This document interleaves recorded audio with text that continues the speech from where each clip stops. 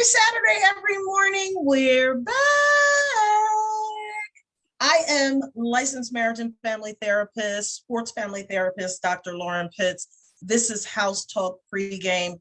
Ronnie is not with us today. It's his baby boy's birthday. So he is off gallivanting, romping around the shindig, having a good time in daddy mode. But Ted, because I'm going to always be me. This is for you, Ronnie. Hey, Ronnie. I am still a diehard Dallas Cowboys fan. So I needed to throw that out there for him so that he wouldn't think that I changed up and got brand new in his absence. Look, folks, we have such a powerful show today. We're going to go ahead and jump right in. Today's show topic is Bring Your Playbook, the agony of being cut. Recovering from disappointment and responding to setbacks is an important lesson learned from playing sports. These disappointments and setbacks can take the form of championship game losses, injuries, or a host of other things. However, one of the most dreaded is getting cut from the team. Oh my gosh, Ted, guest co-host extraordinaire. It's episode 129 on HT today, man. And I get to be on here? Wow, I'm a part of history. So thank you. So we are super excited about that. Just, oh my goodness, the next to the last show of the season. But look, folks, as you can see, we have got a heck of a platform lined up for you today. So in the instance of time, I'm going to go ahead and share these bios. Our first guest today is Mr. Danny Covey. He lives in Embrun, Ontario, Canada. Hey, we got the international going on. With his fabulous wife, Carly, and their 3 children. Danny is a creative Renaissance man working in graphic design, illustration, marketing, art instruction, and amateur video production. Danny's parents joked that he was born with a pencil in his hand, and from a young age, he was drawing and entertaining anyone who would pay attention. Despite having a good sense of humor, things haven't always been easy. Danny has faced many trials throughout his life, beginning at 18 months old. He underwent 4 open heart surgeries and 4 invasive heart-related procedures, which have left pronounced physical and psychological scar tissue on his body and in his mind. He nearly died on the operating table 3 times and was repeatedly told that he would never be able to excel physically. Yet after much blood, sweat, and tears, good gracious, literally, Danny earned a black belt in jiu-jitsu and continues training today. His great accomplishment came on the heels of having his ruptured descending aortic arch replaced in 2017. Danny's story is a miracle. Say that, one he is thankful to be able to share today. Danny, welcome, sir. Thank you so much for having me on your show. I'm really excited to be here. Amazing. Oh, goodness. I can't wait for us to get into these conversations. Coach John Petrelli has been a professional fitness coach for over 30 years, having worked alongside some of the biggest names in the entertainment industry, from Grammy Award-winning recording artists to A-list Hollywood actors. Not bad when you consider at 18, John seemed to be bound for jail or the morgue. In 2021, John's life took an unexpected turn when he became paralyzed with Guillain-Barré syndrome, GBS, a rare autoimmune disease that landed him in the ICU. With a lifestyle so heavily dependent on physical health and well-being, John needed to rely on his mental strength to overcome this disease. Through his experience, the book Confessions of a Hollywood Trainer was born, an instant Amazon #1 new release. John. Thank you. Coach, welcome, sir. Welcome. Thank you. Blessed to be here. Thank you, Dr. Lauren. Goodness, great. You know what? Woo! You know what? Let me get my tissues because I already know where this is going today. Goodness gracious. I'm so serious. Let me just go ahead and be proactive. Pat Sullivan, author and speaker. Pat Sullivan has been a successful basketball coach, teacher, and administrator in the Chicago area for 44 years. His Providence High School and University of St. Francis basketball teams won a combined 602 games. He has been named Coach of the Year 11 times by conference, state, and national organizations, and has been inducted into 8 Halls of Fame. He has also received Lifetime Achievement Awards from his alma mater, Lewis University, the Joliet Area Region Chamber of Commerce, and the Illinois Basketball Coaches Association. Coach Pat has spoken at the Chicago Nike Clinic, the USA Coaching Clinics throughout the country, and has presented to businesses from Boston to San Francisco on leadership and team building. He also shared his expertise at basketball clinics and camps in Greece, Belgium, Ireland, and Austria. He is the author of 2 books, Attitude, the Cornerstone of Leadership and Team Building, From the Bench to the Boardroom. Pat has 5 children, Colleen, Katie, Pat, Ann, and Bridget, and 13 grandchildren. He and his wife, Peg, live in Shorewood, Illinois. Welcome, Coach Pat. Thank you, Dr. Lauren. I'm honored to be here. Ted, I'm emotional. I'm not even gonna lie. Wow, it's just so much rich conversation right here, Coach. I mean, I'm telling you, just to be able to shape the young men and women's lives that you had an opportunity to do, it's beyond basketball and coaching. It's the look at those people's lives as a result of just encountering you for that short period of time. And I'm just honored just to be here to see a person who's been able to affect so many people's lives. And then these other 2 gentlemen who had health challenges but are still sitting here as God's miracles, Dr. Pitt, is a wonderful thing. So I can't wait to have this conversation. So without delay, let's jump into this thing. I'm ready to ask some questions and follow-ups and all that. So we're gonna start with you, Danny. What motivated your journey, your story? Just share your testimony with go ahead. Y'all don't pay me no mind. I'm a crybaby. Well, actually, after hearing the other introductions, I kind of want to just turn off my mic and hear what they have to say. But my story is very atypical. I kind of joke, I never knew my gym teacher. I wasn't that kid on the field that got picked last. I wasn't even on the field. I wasn't part of the game. So growing up, I could never do sports, never do anything physical. Between 1985 and 1990, I had 5 different heart-related surgeries. And so I used to draw a lot, and I'd watch TV, and I'd look at Jackie Chan or Bruce Lee, and they blew my mind. I looked at them and thought, wow, to be like that. After my 3rd open heart surgery when I was 14, I had a mechanical valve put in, and it's mechanical. It ticks like a clock, but it was the first time in my life where my health was good and I could actually do things. And I begged and pleaded with my parents. I said, can I do karate? And they said, you can do it, no sparring. And that was kind of my introduction into doing anything physical. And so I did that for a number of years. In my mid-30s, I got into Kazambudo Japanese Jiu-Jitsu, and I loved it. It was the first time where I could actually do something, take agency, take control of my life, and actually excel at something. In 2017, my aortic arch ruptured, and I should not be here. You don't recover from that somehow. Through prayer, through the miracle hands of a surgeon, through God, I survived.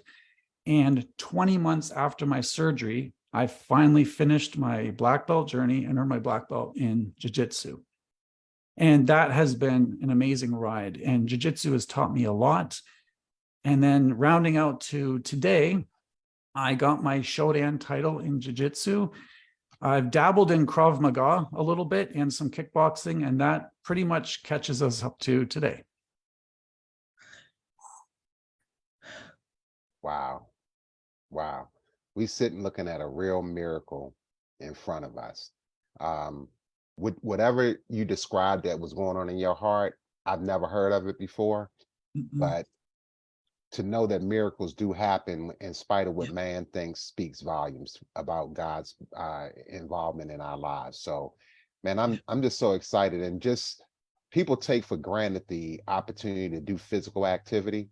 Even as children will sit at their couch right now and play video games, not even thinking that somebody like you would have loved to have opportunity where everything was working and you could have participated in a team sport or even an individual sport. But I'm glad you didn't let that deter you and you found other ways to keep your mental state in a place of not despair, but hey, what's my next move? And so Yeah. I'm glad you were able to accomplish that. And so most people wouldn't even go down the karate or jujitsu road, and you found a way to fit in. So Dr. Pitts, you okay over there? Girl, I'm ready. Hey, Amazon get ready to bring a box of Kleenex, a whole case. It's gonna be at your door in a few You minutes. You know, we hear the word empath flowing around, very, very fluidly in this day and time. And what a lot of people don't know is there are different types of empaths. I actually have an empath assessment that I do with my clients. And I identify as a dragon empath. And a dragon empath is someone that literally feels everything. I don't cry all the time because I'm female. I cry all the time because I literally feel people's joy and pain in every fiber of my being. And as a child, my mom and grandparents used to say all the time, I wasn't a person that brought home the stray dog or cat. I brought home the stray kid. I was the person that always gravitated to those individuals that had life struggles, that had life's challenges, that had life's pain.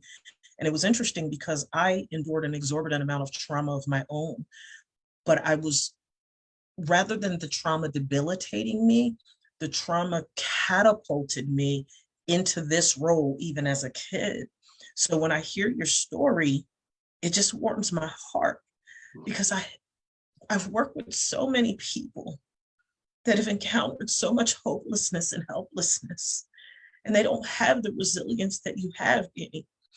And what I say to clients is, I empathize with where they are, and I'm like, there's hope for you.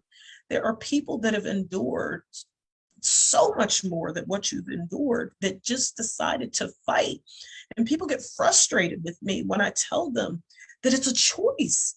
Perseverance and building resilience and choosing to live, it is a choice. It is absolutely positively a choice. And when I sit in the presence of miracles and greatness, it does something to my heart because I'm my parents' miracle baby. I received a cancer diagnosis at 14 with 6 months to live. There's no explanation for why I'm here as far as the medical professions are concerned, but God said that we were supposed to be here. Mm-hmm. And that's why we're here. And it just does something to my heart. And just this before we move on to John, as I heard you speaking, and I hear, some of my clients or the parents of my clients just going on and on and on because their child got cut or because their child didn't make the team. You experienced the ultimate cut, Danny. You couldn't even play at that stage in your life because of all of these debilitating health issues that you have, yet you sit here with a smile and gratitude and thanksgiving and honor for the life that you have despite your struggles. And that's what it's all about. So I applaud you, sir. I applaud you and I celebrate you because folks just give up. They're so quick to give up. And you're a prime example of why you don't have to. So thank you. Thank you so much for sharing that. Coach Petrelli. Hi, Dr. Lauren. Man, couple things. First off, Dr. Lauren, you're gonna make me cry big time today. Teddy, I need to know how to do those emojis because I don't have any technology. I wanted to send Danny hearts and claps and Dr. Lauren, and I don't know how to do that. But oh man. All you have to do down there, John, is just actually look at, if you hover over the bottom where your mic is, you'll see some bars down there that say reactions. And first off, you're thinking I understand what hover means. Oh, that means kind of drop your mouse over like down near the bottom of the screen. Got it. And then you'll see something says reactions, and it'll give you all those choices there. I got that. Look at that. Everybody, listen. So now you can participate, and you got that from a guy who is not a computer whiz or a tech guy. So I feel good that I was able to do something techie because I can do anything now. I love that. Now, Dr. Lauren, before I even get started, you said one of your goals before we even got on the air was that you could touch one person here today. And I love that. I love that mental philosophy, but you already did. This show has already touched me. And I'm going to go forward with some of this new material, right? And Danny's experiences and your experiences. I'm living with that thread of who you are, and you've already touched me. So mission accomplished. When you were talking about my bio earlier, before I ever became a trainer to stars or any of that stuff, I started off in humble beginnings. My family are immigrants from Italy. My mother and father came from Italy, and my dad was born in 1921. He married very late, so he grew up during the Depression. My mom was a loving person. If you came to our house, you were going to eat. She's a 4-foot ball of fire, and she's going to feed you with Italian love. And my dad, and before I even proceed with this, just understand that anything that I say, I don't blame anybody else for what they did. They had the tools that they had at that time in their life from their life experiences, and they used them to the best of their abilities. And as an adult, I understand that, but as a child or as a teen, I couldn't comprehend that, and I couldn't bring it into my mentality. And I got into this mentality of it was other people's fault, or, I never took responsibility for my actions because of things outside of my own, what I believe my own ability. But my dad grew up during the Depression. He served in 3 wars. He was in World War II, he was in Korea, and then he was in Vietnam. And when he had me, he was older, and he raised me more as a soldier than he did as a son. Things at that time, and maybe sometimes with men, maybe specifically, we may see things like love or care as weakness or emotion as weakness. And I don't blame him for that. He went through a lot, and to the fact where he never even verbalized it, because I knew the things he saw and the things he endured were very painful for him. So he probably had PTSD. And at that time, we didn't even classify it as that. But because of my relationship with my father and him never saying, I love you, son, or anything like that, I'm going to start client, order those Kleenex from Amazon, send some to my house express, please. As I got older, I was looking for his justification of me being a son. I was looking for his attention. I was looking for all these different things, and I didn't get them. But what I had was fear. I feared my father. I feared doing things wrong. I feared making mistakes because, I would have been called stupid or whatever. Once again, I don't blame him. But that fear, as I grew older, ended going into anger, and anger ended up going to violence. So as a high school freshman, I was 4'11", and I had experienced bullying and everything. It's a freak of nature that I've grown. My dad was 5'8", my mom's 4'11", and I grew to be 6 foot. And so as I got older and testosterone kicked in, I had a peer group that I loved dearly, but I didn't have the capacity at that time as an individual to make right choices. And I was influenced greatly by my outside world. It's not their fault. Many people that were in my circumstances didn't do what I did. But to cut to the chase, at 18 years old, I had just graduated high school, barely. I had dyslexia. I had teachers that literally passed me because they were tired of seeing me. And I got into a violent altercation, one of many, and I hit somebody, and there was a very good chance that that person was going to die. And in a split second, I made a decision, and I struck someone, and they fell, and the back of their head hit the concrete, and it cracked open. And on top of that, I had no idea. It was a big melee, a big crowd. Someone grabbed me from behind, and I thought it was somebody else attacking me. And I turned to strike them, and it was a police officer, an undercover police officer, that just handcuffed my wrist. And so that handcuff struck the police officer. And so now at 18 years old, when I was supposed to be going to, sorry. You don't have to apologize. Take your time, John. Thank you. All right, take a When I was second. supposed to be going away to college, I got into the court system.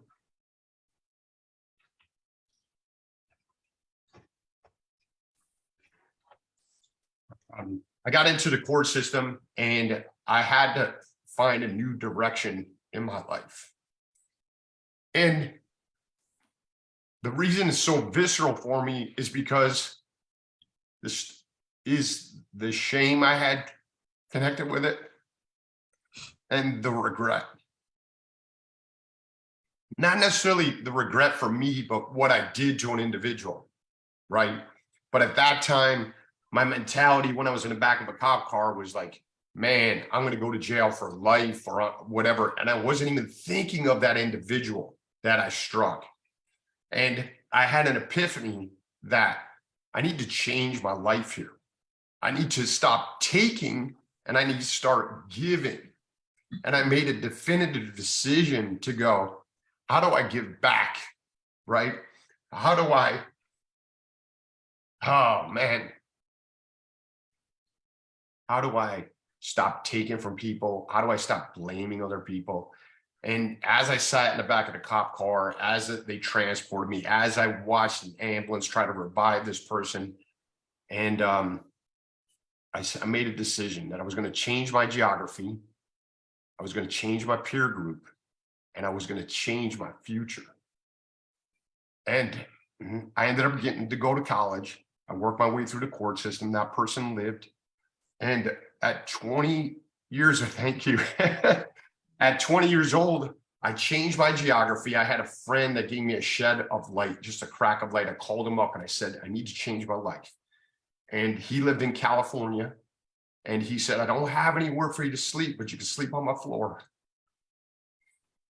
And I scratched together money and I went to California. And man, I didn't feel like this. I didn't know this was going to happen to me. So I started a life. I planned, I took a test in 1992 to be a fitness trainer. It was like one test out there. And I went in with the objective that I was going to help people. But what I didn't understand is that as I help people, I help myself. Yep. That part right there. Yeah. And through There you years go. of hard work, just helping people, I really, whatever I gave out came back tenfold. Whatever I did for them came back more. And I went from being a punk kid at 20 years old to, living my dream of helping people, to graduating to working with athletes, to making my way into Hollywood, to going on international tours, to working with celebrities. And what I found is no matter what someone's title is, whether it's professional athlete, coach, celebrity, house mom, we're all human. We all have a common thread. We all need love. We all need friendship. And we all need to contribute. And we all may need a box of tissues every now and again. Yes. Yes. And Indeed. so just to flash forward, I skipped a bunch of stuff, but to flash forward, as you had said, in 2021, after having a lifetime defined by my physicality, by being the guy that is physical, helps people be physical, I came down with a rare autoimmune disorder and I found myself paralyzed in the hospital, in the ICU for 10 days. I could only move my eyeballs. But everything that had come ahead of time prepared me for that. And I made a definitive decision when I went in to the ICU. When I started, my body started discharging like a battery, losing energy. And I couldn't feel my feet, then I couldn't feel my legs, and I couldn't feel my hands. They did a spinal tap. They took fluid from my spine to try to find out what was going on. Before you knew it, I was in the ICU isolated. And I said, as they wheelchaired me in there, that I'm never going to complain. I'm going to do everything I can to get out of here for my family. And I know that there are people that are in here that probably won't make it out. And so they have it worse off than I do. So I'm going to do everything I can. And when I get out of here, I'm gonna make a difference even on a different level. And this is going to serve me in some way. And this isn't happening to me, but this is happening for me because I'm going to be better. And so I filled my life in the ICU room with some positive things. I filled it with positive music. For me, that's Bob Marley. I listen to music 24/7. I had my wife, who's my soulmate, bring me nourishing food and nutrients. I couldn't swallow anymore, so she brought me blended organic food every day. And I filled my mind with prayer, with affirmations, with where I was going to be, not where I was. And I worked diligently. And after 10 days, I was able to get out of the ICU. They discharged me to regular hospital. I was able to start moving my body. I left the hospital in a wheelchair. And I went from a wheelchair to a walker to a cane. And I'm not saying this happens by a magic wand, but I diligently worked hard every day. I did therapy 7 days a week for 4 months. And through this thing that happened to me, like I said earlier, I have dyslexia. In between my tears, I told you how bad of a student I was. I can hardly write, but I listened. I happened to be listening to a book. I got inspiration and said, I need to tell my story. And I wrote a book. I contacted someone that helped me write a book. I wrote a book and it became a #1 bestseller. And I'm just saying that because if I can do that, someone that was arrested, someone that has dyslexia, someone that was paralyzed, literally, you can do anything in your life. And I just want people to understand that message. If you're willing to work, if you're willing to put in the time, surround yourself with people that will inspire you, hold you accountable, you can literally achieve anything. Anything. Sorry, I went over a little bit there, but I lost my mind. Wow. You know what? So this is what I tell people when this happens. This is my show, and I can run it over if I want to. So in the instance of time, if we don't finish right at the top of the hour, if folks need to go because they have other commitments, but this is my show. So I'm not on any major networks yet, even though I have a global following. So I don't quench because people need to hear this. You never know. You never know when somebody listening to this show is on the verge of giving up and they're hearing each of your stories. And I'm almost afraid to call Coach Sullivan. Goodness gracious. Overload. Everybody's short circuited. But we have a saying in the clinical world that says the more you do this work, the more you see yourself walk through the door. And John, your life is, goodness, my sister is dyslexia and has struggled with learning her whole life. My husband is texting me saying, oh my God, this guy is me and my dad. When I think about, I was sharing before the show started, I don't know if you had logged in yet to hear, but Wednesday was the 6-year anniversary of my first husband's death. He died from complications of a drug and alcohol overdose. And had been a scholar athlete all the way up through college, and then senior year in college, just things took a turn for the worst, and the drugs and alcohol ended up taking him away from us. And my current husband literally just got remarried again 2 years ago, and he's texting me saying that's me and my dad. And as you were speaking, my clinical brain kicked all the way in, because one of the things that I say to my clients is, our parents have done the best that they could for who they were and where they were at any particular point in time in their lives. And we're doing them and ourselves a disservice if we hold on to bitterness and unforgiveness and resentment toward them. Nobody that I've encountered, and I would wager that none of you have ever met anybody that says, I'm going to have me some kids. And I'm going to go to great lengths to screw them up. I'm going to abuse them and neglect them and mistreat them. And I'm going to make them think that I just hate their guts and I just had them just so that I could have some people to screw up. Nobody does that.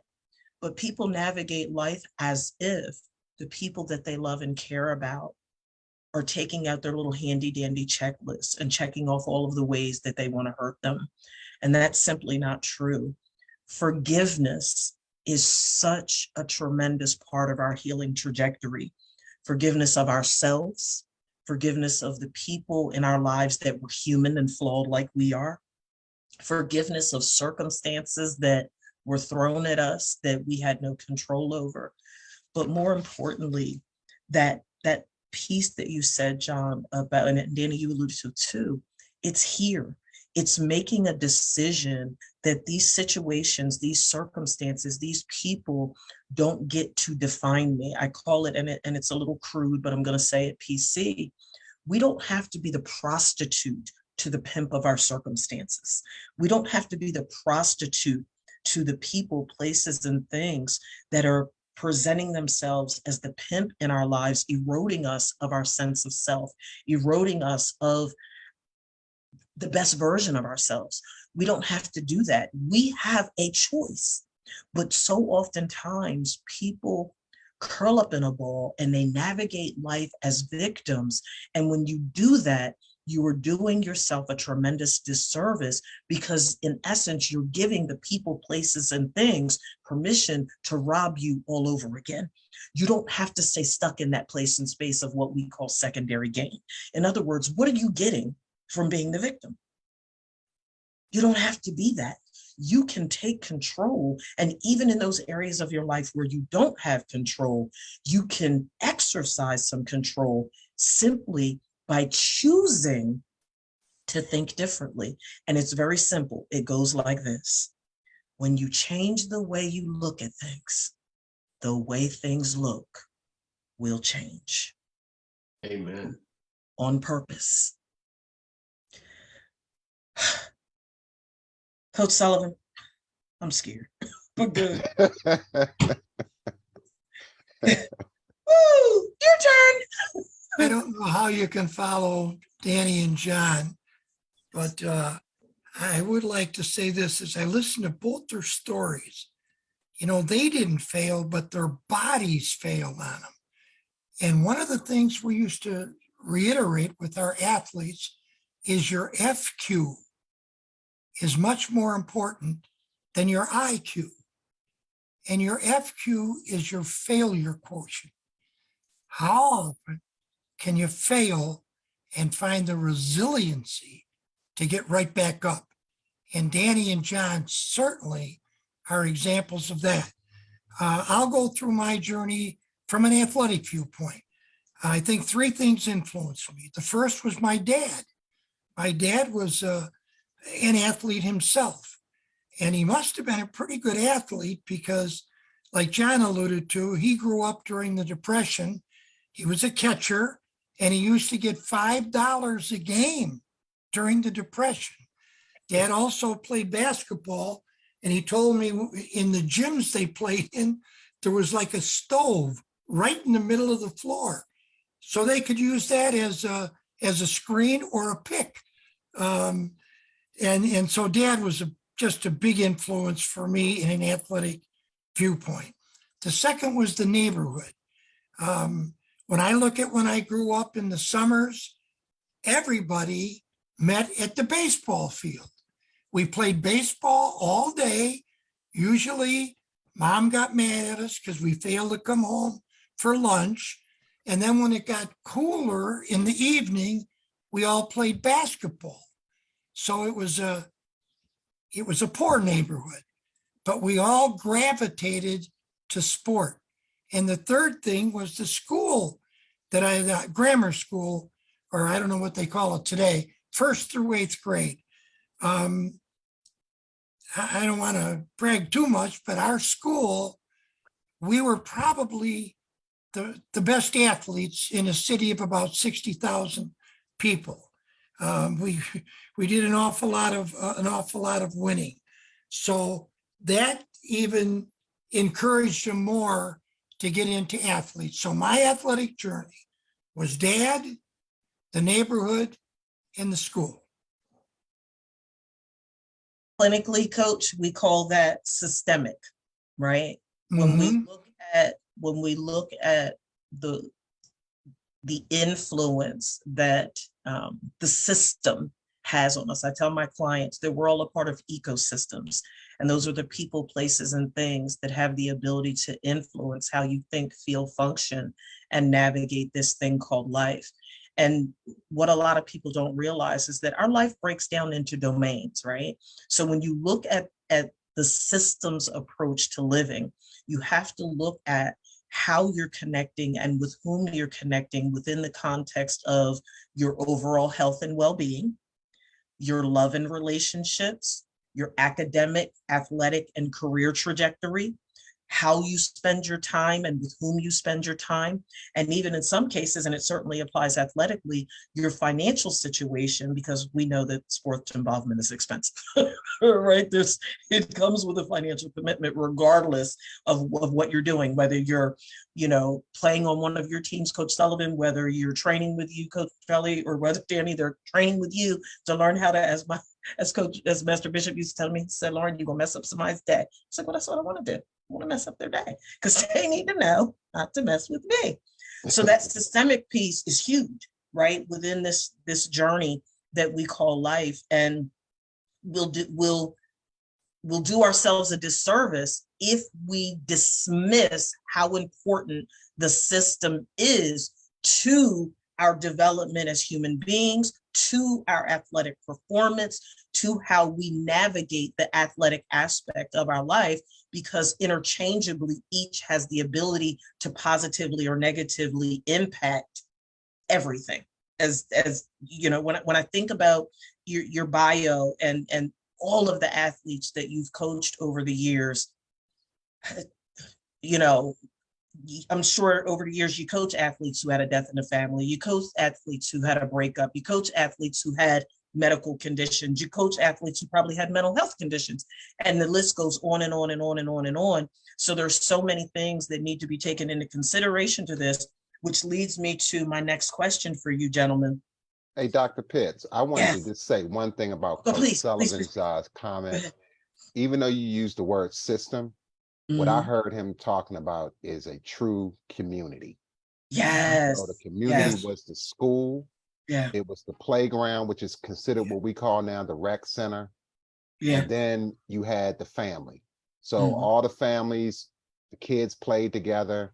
Obviously they had their challenges and all that, but it was a true community, which we don't have today. It's very, very divisive. And so it's separated.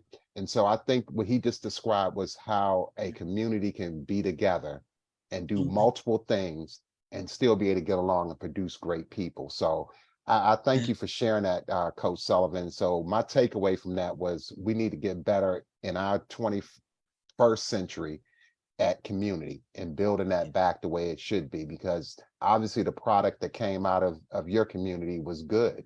And so why can't we start duplicating that again? So I just wanted to say that, Dr. Pitts. Oh, no, you're fine. You're fine. Let that slide by. Great follow-up and observation. And it literally leads into how I believe these awesome gentlemen are going to tease out their responses to this next question. Each of you have a very unique perspective to offer as it relates to this word cut, right? And what I would like for you to share is, and this might seem strange, but I think it'll make sense to each of you. We want to know, why are cuts, or if we were to reframe that, setbacks, good for teams and athletes? And what should our athletes do if they get cut or have some of the debilitating setbacks that each of you have experienced? And Coach Sullivan, when you go, so I'm like, I wonder how many players you've cut throughout your career. We'll get to that in a second. But Danny, if it's okay, we'll start with you. I was cut, like you said, before I was even, on the field. And so what that taught me, and why I think it's good, number one, it's a reality check. And as any of these people here will attest, failure is part of the game. And so for me, being excluded from gym and sports and athletics altogether, my mentality was, well, let me start with something. And so that for me was begging and pleading my parents to buy this karate book that was a step-by-step, how to punch, how to kick, that I would stand in front of my bedroom mirror with the book in hand and just practice. That's what being excluded or being cut meant for me is just, well, let me start somewhere. Let me do something.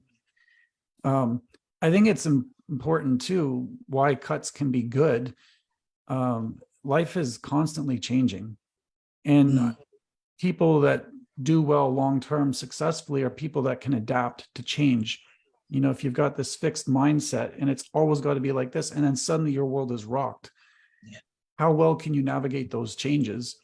But I'll just finish with this. The biggest thing for me is, and we've kind of touched on it here, is that victimhood mentality. You'll never get a satisfactory answer to, why did this happen to me? Coach, why did you cut me? Why did I have this? Why did I go paralyzed? Why did I have heart surgery? You'll never get a good answer. I think the better question is always, what is this teaching me? What can I learn in this situation? Because there is something to learn. You get cut by a coach. Coach, what can I learn from this? In my situation, what can I learn? Maybe I just take baby steps and slowly move towards my goal. So I think there's always something to learn. You're not always going to get an answer to the why question. That's good. That's good. And I'm gonna, Ted, are you okay with us reserving our follow-up comments and questions till they each share? Oh, absolutely. I'm just listening right now. That was so good. I was just trying to find the hard enough time. I'm taking notes. I'm taking notes like crazy. John, you want to chime in? Yeah, so I'm going to hopefully give a couple perspectives on this, and hopefully not cry, but there's no guarantees here, people. So I'm going to give you the perspective of someone that was cut from the basketball team, me as a junior in high school. And I don't know, Coach Sullivan, if they still do this, but back in the day, after our tryouts, there was at the coach's door, there was a list. And if your name was on that list, you made the team. And if it wasn't, you didn't make the team. It was that matter of fact, right? So I didn't make the team. And at that point in my life, it was once again everybody else's fault why I didn't make the team. This other player shouldn't have made it, but he's friends with the coach, or whatever BS I had in my mind.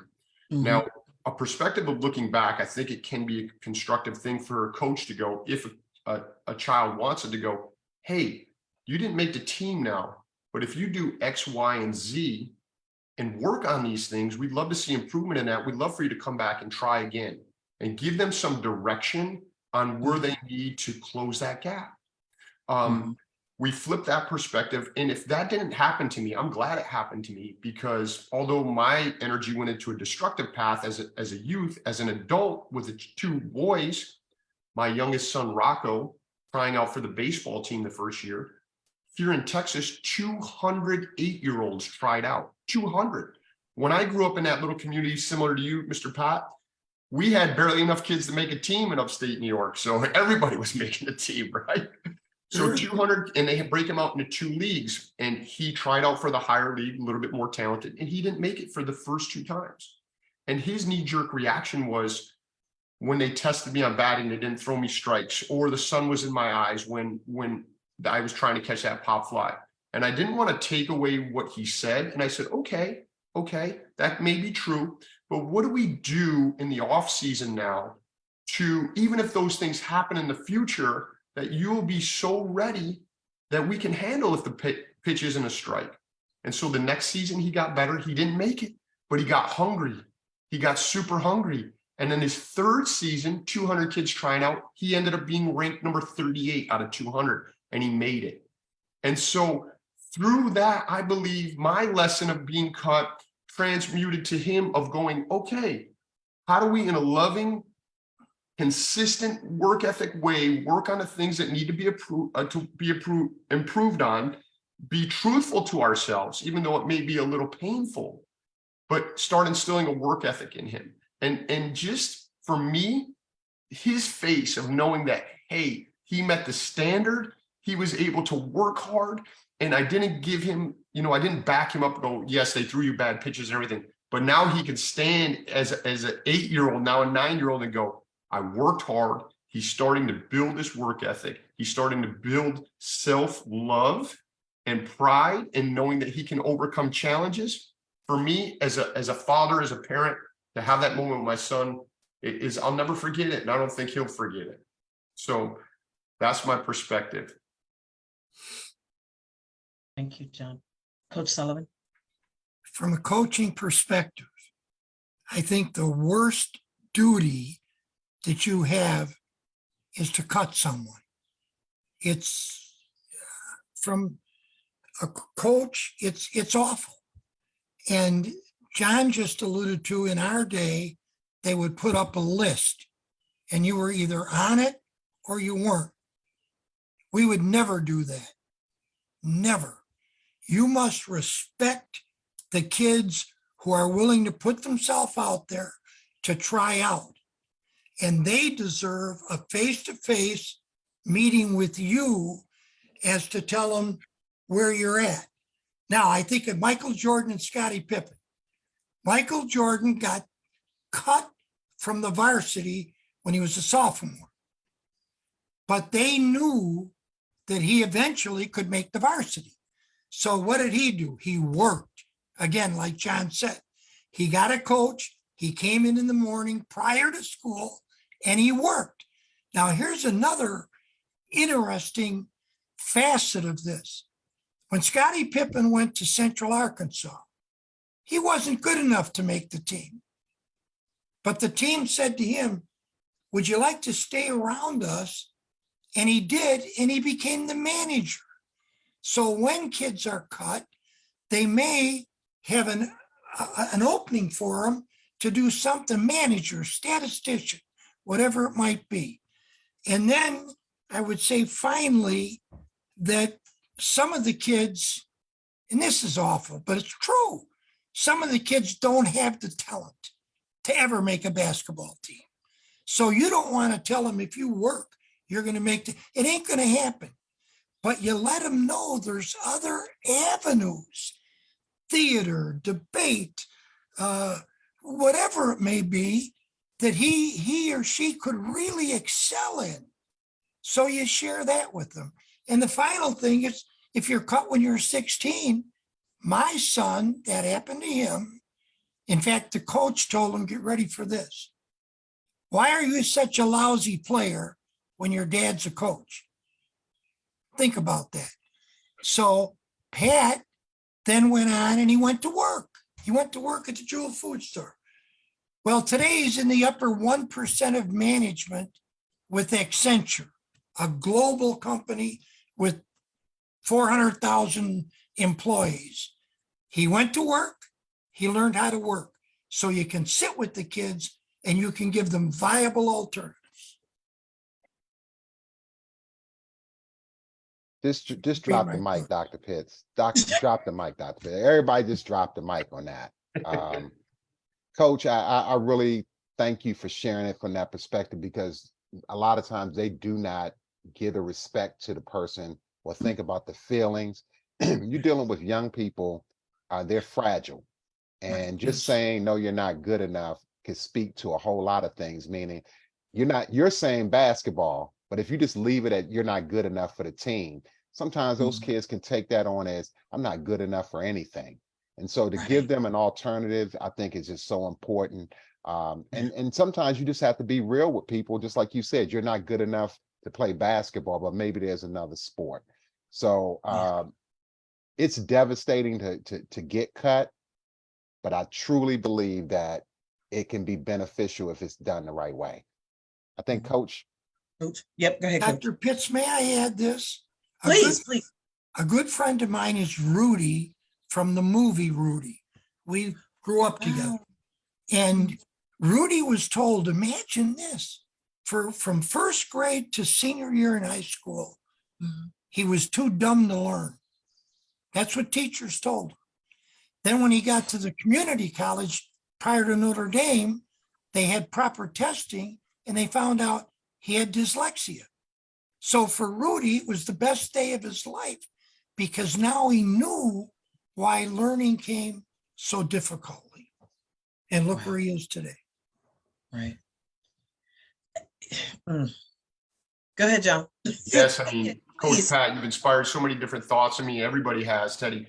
And I think it's imperative for people to understand that sometimes a door has to close for you in order for you to go down the hall and open another door.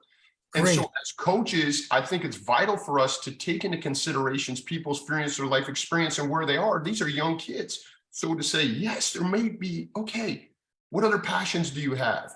Is it theater? Is it mathematics? Whatever it is, you may find that this door closing, you would never have presented yourself with this beautiful opportunity. And communication is key. I don't think all the kids that weren't cut, that made the team, live in a home like Rudy does. Yeah, Danny. Well, I was just going to add, I think in all of this, not everyone's supposed to make the team. And Yes. part of this is just learning how to handle failure. You know, Coach John, you mentioned like your son tried out and he tried again and again and again. That built in him something that it tested his goals. It tested how bad do you want this? How bad are you willing to work for this? Mm-hmm. So I do think sports and even the home, it's a microcosm for the world. If you learn to fail on a team and grow, you'll do that in business. You'll do that in life. You'll do that in your marriage.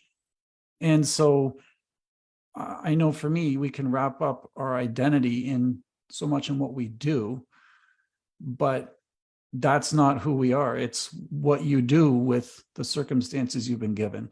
So I think failure is par for the course, and we're all going to face it. We all have faced it.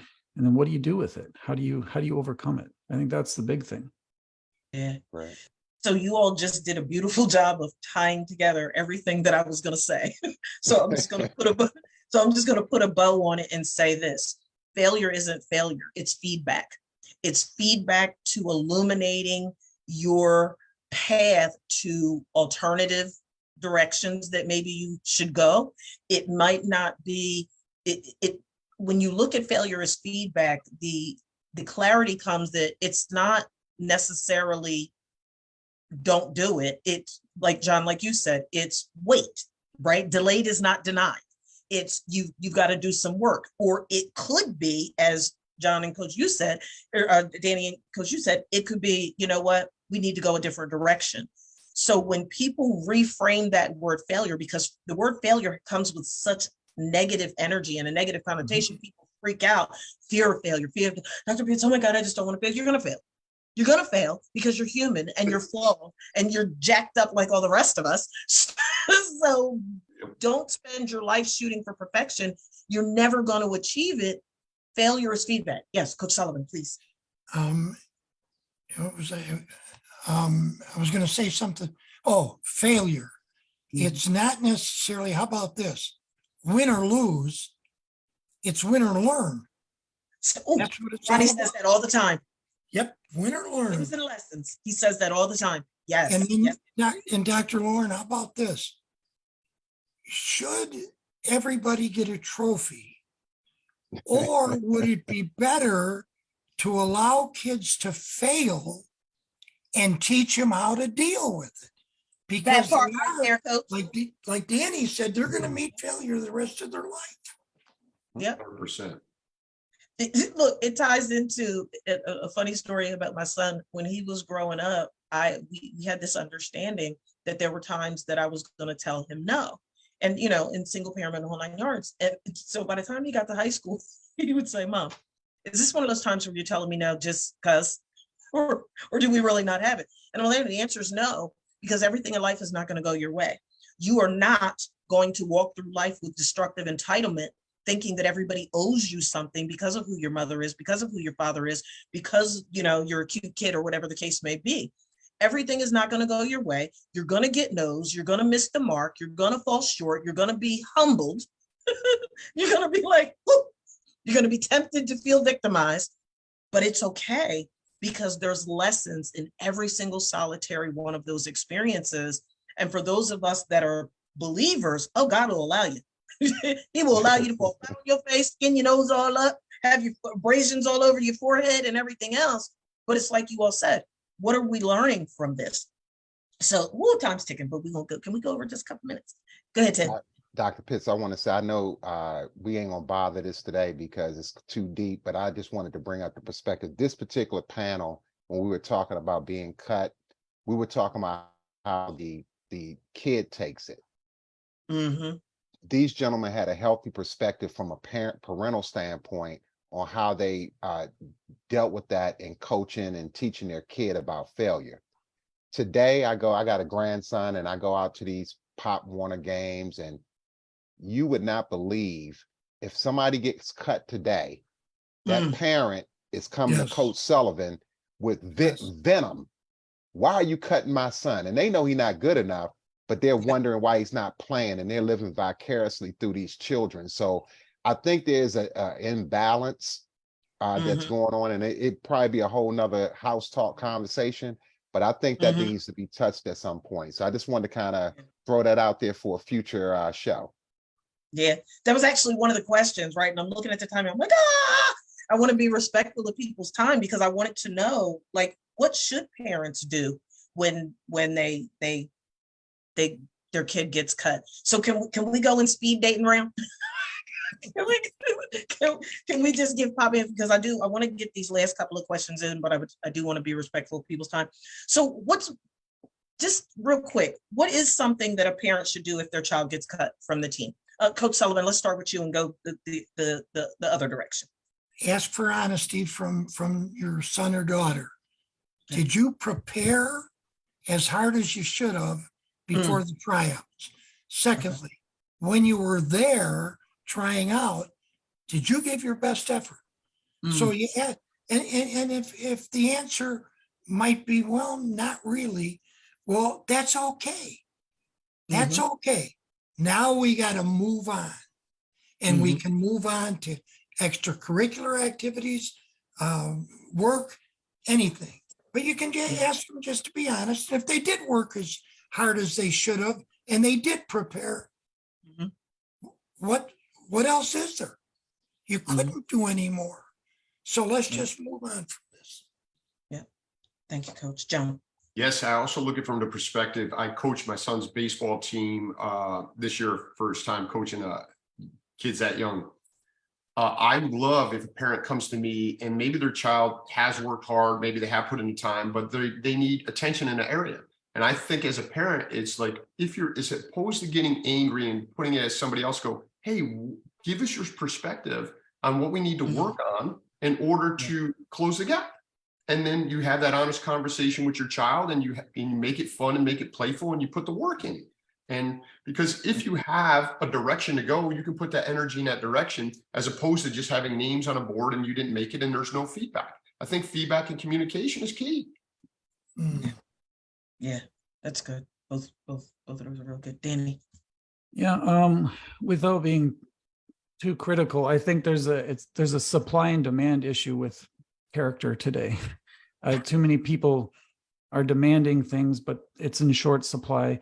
And I think a lot of this just boils down to expectation. When you try out for something, as a kid, what is my expectation? I'm going to be number one. I'm going to get this. I'm going to get this. What's the parent's expectation? And the reality is, you just look at statistically, if there's 200 kids trying out and only, 10 make it, then I think you got to temper the expectations. Yeah. That reminds me, I tell my clients that we have 3 relationships with expectations, and everybody usually looks at me like I'm, I have horns growing out of my eye sockets. No, Dr. Pitts, what do you mean? Your first relationship with expectations is the expectations that you impose upon others. The second relationship that you have with expectations are the expectations that others impose upon you and how you respond to them. The third relationship that you have with expectations is the expectations that you impose upon yourself. And if people don't learn how to balance those effectively, now we have a problem, because research has shown us that setting expectations too high in one of those 3 expectation relationships has been linked to mental illness.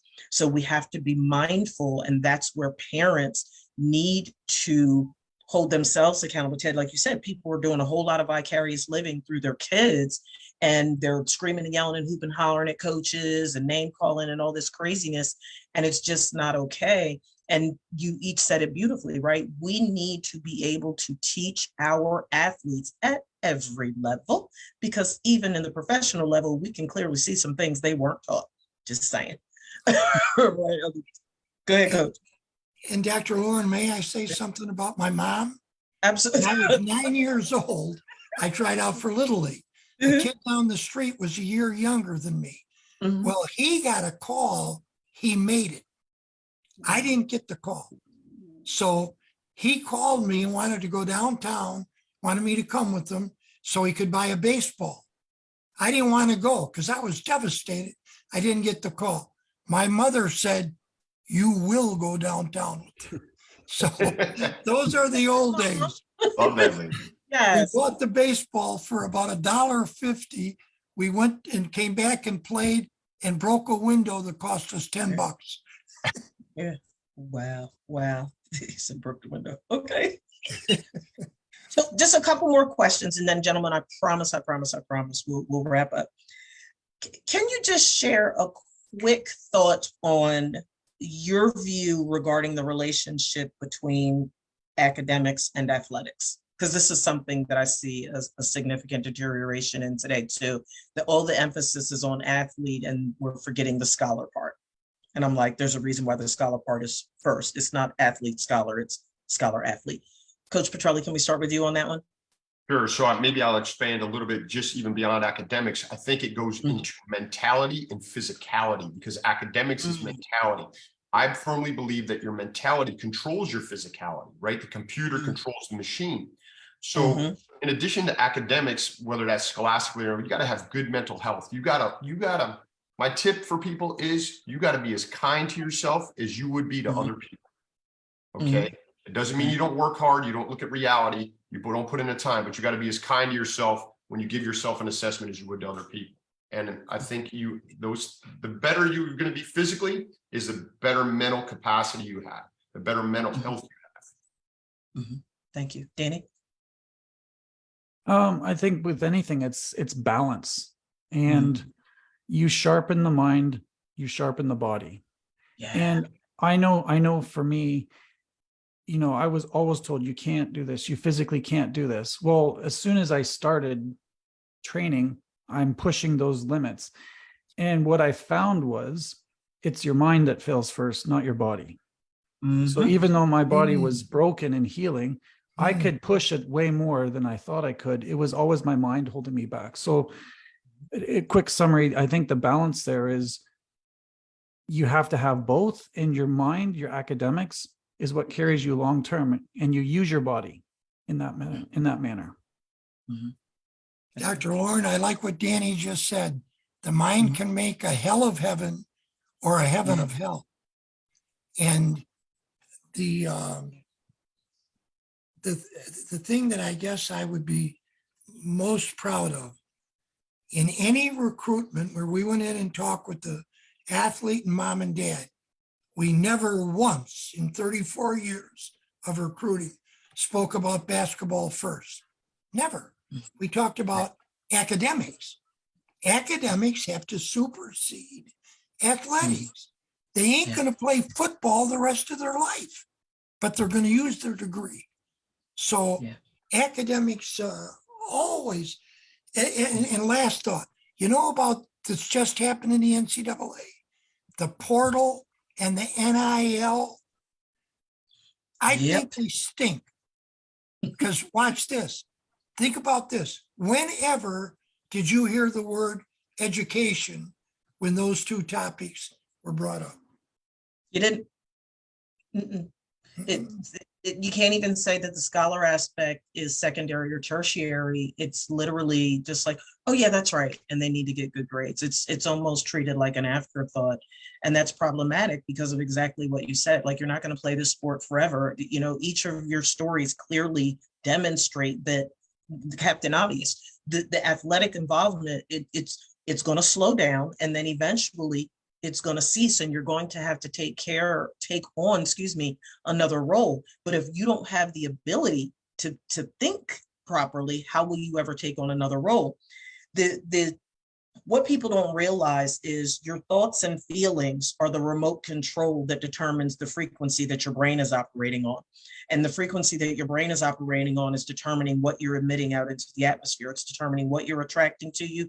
It's determining the law of attraction and the law of circulation. And that governs how you're thinking, feeling, functioning, and navigating life externally.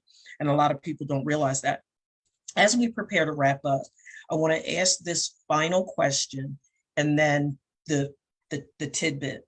I'd like to know what you each believe or what tip would you give as it relates to mental health in general in sports, or kicking the stigma of mental illness in sports. And then as you're doing that, please also share with our viewing and listening audience how they can connect with you, how they can learn more about you, how perhaps they can have you as a guest on their podcast, if for those other podcasters that are listening, so on and so forth. So your tip on how to kick the stigma of mental illness in sports, or just a mental health tip in general. And then please share with our audience how they can connect with you. And let's start with John. Okay, so when you say kick the stigma means that there's an awareness that there's an issue, right? So I don't know if we need to kick the stigma that there's an issue. I think we need to address the issue and go, hey, this is such an important part that we can't bypass. Mm-hmm. And in order to have love for other people, you got to have self-love. And I find through taking accountability for yourself, through work ethic, through all these things that kind of make you the essence of who you are, and what everybody addressed here from Coach Pat, Danny, I think we have to, put a light on that there's an issue. People have to give themselves enough time. They have to schedule out, just like they do their physicality, their mental wellness every day. I meditate every day. I pray. This is how I set my ground. Yours may be different, but that's what I do for myself. Before I can go and help anybody else, I can't give my cup as empty. I got to have a full cup in order to disperse this to all the people out there. So I think that's my tip, is take care of yourself as you would others. As for the other stuff you asked, you can get a hold of me on Instagram, John.Petrelli. Facebook is John Petrelli. My book is Confessions of a Hollywood Trainer. I've been inspired so much by each of your individual stories. I want to do something here, whether it's with young athletes, people. I have a great affinity for caregivers like yourself, doctor, that help people. I want to donate some of my time. I want to donate free. I'm not even taking any more clients. My schedule's so busy, but I'd like to donate some time. So if you contact me via my website and you want me to come and talk, I will waive my fee. If you need books and you need a book, I'll send you books. So whatever I can do to help inspire our youth, our people that are taking care of the youth, and go, man, no matter what your circumstances are, there is a path. No matter what you want to achieve, someone else has achieved it. Study what they've done and you can do it. You have to put in the work. You have to have support, but you can do it. I'll donate my time to do that. Don't hesitate to contact me on any of those things, johnpetrelli.com, anything, and I will do what I can for free to help you. Wow. Thank you so much for that, John. Thank you. Danny. That man said he was a giver, and he actually showed it. Thank you, John. You're welcome. Thank you. I think the stigma with mental health is to realize absolutely everybody struggles. You're unique, just like everybody else. But I think the big thing is just understand the value in struggling. And for me, I didn't even touch on it, but my last surgery, I had 9 minutes without blood or oxygen, and I had anoxic brain trauma. So I've had definite mental health challenges since that last surgery. And for me, you get waves of emotion, or you get waves of negative mental talk, and just realize that they're waves. You can let them hit you. They don't have to knock you over. You can just say, look, this is a wave. For me, I go through a cycle of, if I'm frustrated or I'm feeling anxious or I have an anxiety attack, is just to accept I'm going through this right now, and to accept that it's happening. And then I'm, next step, thankful. Thank you that despite these challenges, God, I can still train. I can still do these things. And when I turn that frustration into gratitude, even though I'm maybe not where I want to be, it's amazing. And so I think, just in summary, I took a lot of notes today. I'm very humbled to hear what both of these coaches had to say. I think the big message coming through loud and clear to me is be resilient and do not see yourself as a victim. So I'm pretty easy to find online. I've actually just written a book about my heart surgeries. It's coming out later this summer. But you can find me at my website. It's dannycovey.com, DANNYCOVEY.com. I've got a newsletter you can sign up for, but I'm always happy to touch base with people, reach out, talk. And I realize we are all here in some degree because we've endured hard things, and that makes us a beacon to help others. Yes. Thank you, Danny. Coach Sullivan. Dr. Lauren, I'd say ditto to both Danny and John.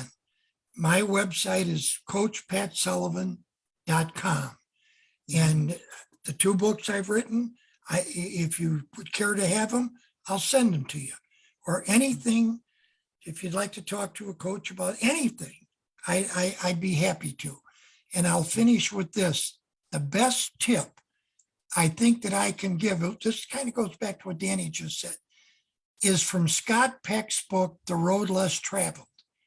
And the very first sentence is, life is difficult. Now, if you'll accept that, you're going to be okay. Sport is difficult.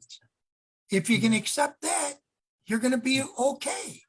If a baseball player fails 7 at 10 times at bat, or a 3-point shooter fails 6 or 7 times shooting the 3, they're going to be successful. Yep. There's a lot of failure in sport. Learn from it, move on. Yeah. Ted. Dr. Pitts, look, now I don't have to say nothing. I don't have nothing to say. Listen, I just want to know when the next show and you bringing this panel back, because this needs to be a part 2. And I think it's just so much that we did not have an opportunity to touch today, Dr. Pitts. So I'm going to defer my time to you to close us out. I'm enriched today. I've seen God's blessings and his miracles in individuals right here today. So I'm full. What you got?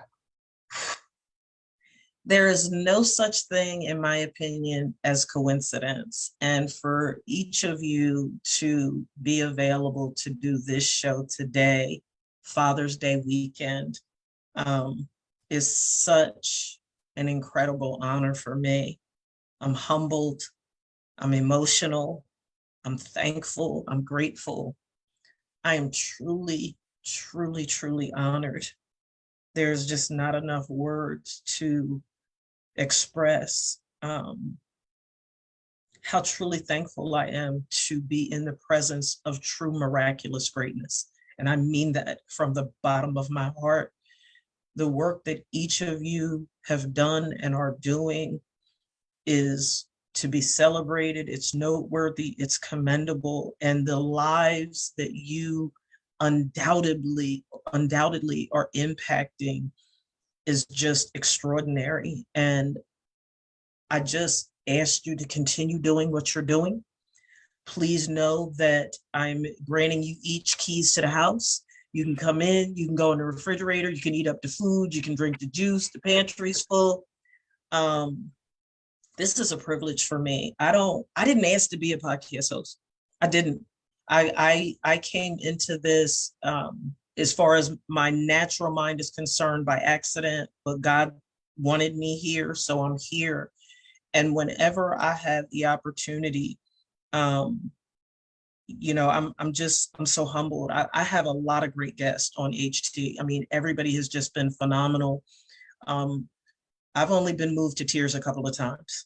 And that's, like I said, that's because I feel everything that each of you have said in every fiber of my being.